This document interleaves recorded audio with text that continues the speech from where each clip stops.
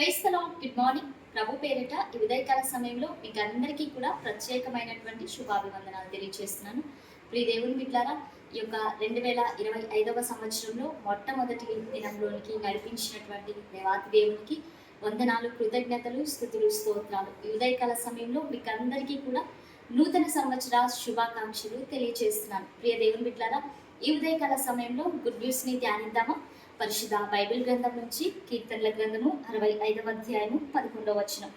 సంవత్సరమును నీ దయా కిరీటము ధరింపచేసి ఉన్నావు. ఆమేన్. దేవుని నామానికి మహిమ కలుగునుగా.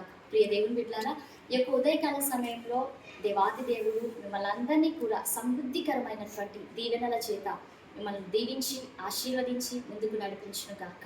ఆమె ఈ రోజున దేవుడు మనకు అద్భుతకరమైనటువంటి వాగ్దానాన్ని మనకి ఇచ్చి ఉంటున్నాడు. నిజంగా గతించినటువంటి సంవత్సరంలో ఎన్నో ఆటంకాలు, ఎన్నో శ్రమలు, ఎన్నో బలహీనతలు మనం చూసి ఉంటూ ఉండవచ్చు.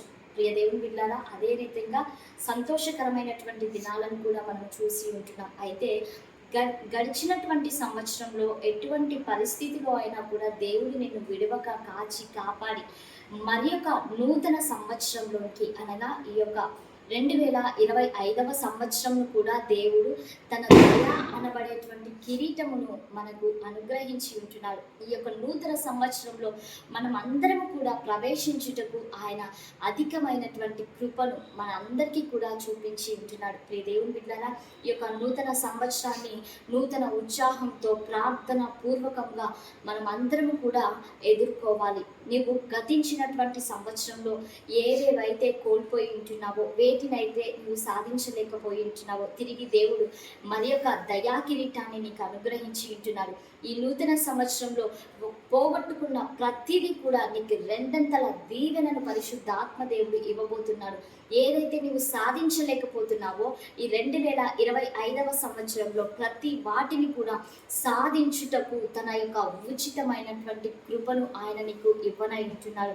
ఎన్నో బలహీనతలు, ఎన్నో అనారోగ్య సమస్యలు, ఎన్నో ఆర్థికపరమైనటువంటి విపత్తుల నుంచి దేవుడు నీవు తప్పించి మరి యొక్క దయా కిరీటాన్ని ప్రవేశించి ఉంటున్నాడు. నువ్వు కావాలి అనుకున్నది ప్రతిదీ కూడా ఈ నూతన సంవత్సరంలో నువ్వు పొందుకోబోతుంటున్నావు. ప్రియ దేవుని బిడ్డలారా, ఈ యొక్క నూతన సంవత్సరంలో మనము దేవుడు మనకిచ్చినటువంటి వాగ్దానాన్ని మనము గుర్తించుకొని మనం ఏం చేయాలి అంటే, నూతన సంవత్సరంలో నూతన వాగ్దానముల చేత, నూతన ప్రార్థన జీవితం చేత వీటన్నిటిని కూడా మనం ఎదుర్కొంటూ ముందుకు కొనసాగించబడదుముగాక.